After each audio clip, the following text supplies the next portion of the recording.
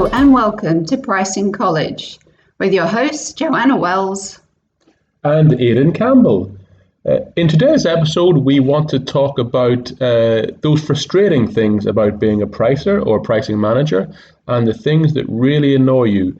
I suppose there's a bit of catharsis, is that the correct pronunciation for all of us, or something that would be cathartic? But I think we all have been in meetings or done presentations or spoken to the board and basically seen it fall flat. And so today we want to cover some of those. If you've been listening to our podcast before, we've gone through a lot of different theories, different ideas, concepts, proven concepts in pricing. But many of those concepts, I think, are very new to a lot of people, not in the pricing world perhaps, but maybe to senior executives or different functions in the business. So all of these things, what does it mean? It makes your job as a pricer very difficult and sometimes frustrating. So I think Aidan's got something to say. I think the thing that annoys me the most when I worked in companies in a pricing role was that fundamentally people just didn't listen or didn't care. One of the most disheartening things I think in my professional experience was we did a presentation to the board. There were 20 people, or the management team. There were 20 people in the room. We'd spent a couple of weeks putting together all the information, all the detail, a big presentation. It seemed to go down very well. Everyone seemed very engaged, very interested, and then 15 minutes later, a very powerful man in the company, he started speaking and he said, completely ignored what we'd done and said the only thing we can do with pricing is drive cost to zero.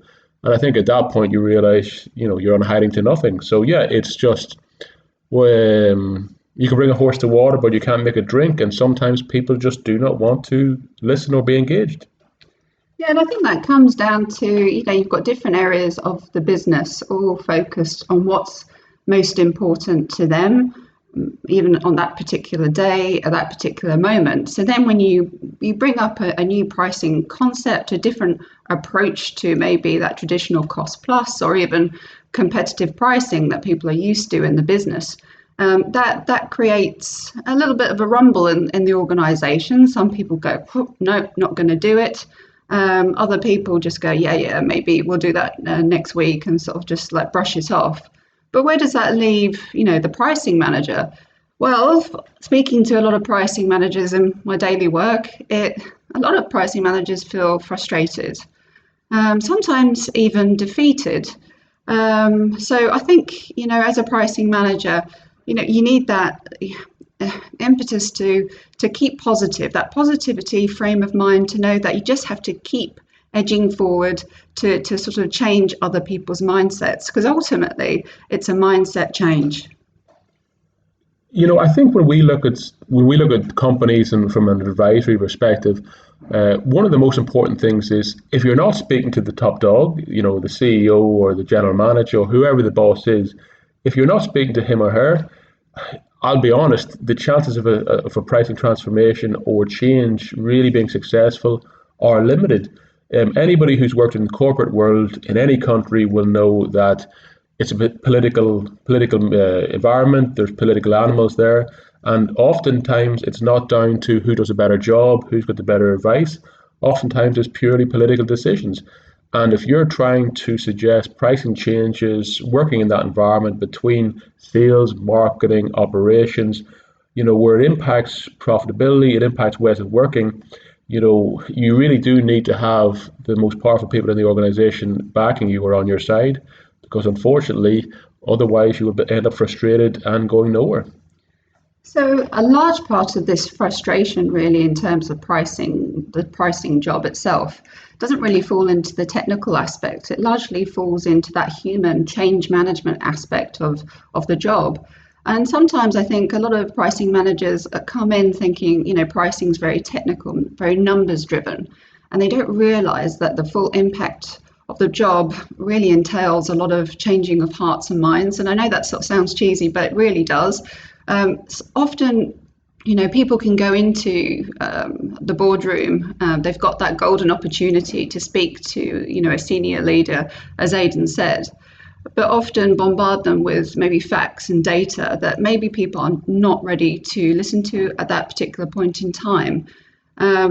Often there's that opportunity there sometimes just to listen to the objections, to then reframe what that business case should be at that moment in time.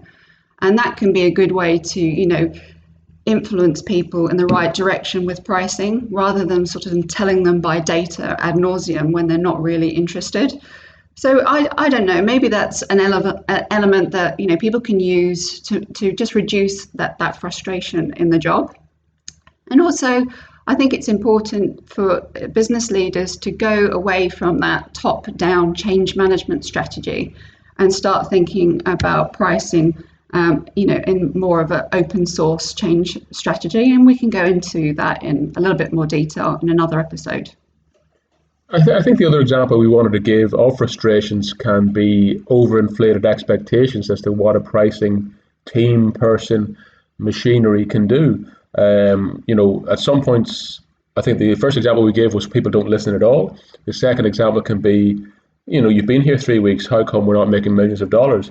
And that inflated expectation, you can't win in that environment either. The real world, the laws of physics and gravity still exist, and we have to, we all know what pricing can do, but we have to bear in mind that company changes, transformational changes, they take a long period of time, and that will not happen overnight. Well, I think, pricing managers and good teams could actually make money quicker than they do if they're actually given if people listen to them more. That's that change management approach. Okay, if you're expecting as a leader for pricing teams to make that money within the first 3 months, sure, then give them the leeway, let them use their expertise to drive that initiative and listen to the feedback, good and bad, success and failure, because learning from mistakes leads to that, revenue and margin opportunity much quicker. But that's all I'm going to talk about that for today. Thanks a lot. Have a great day. Thank you.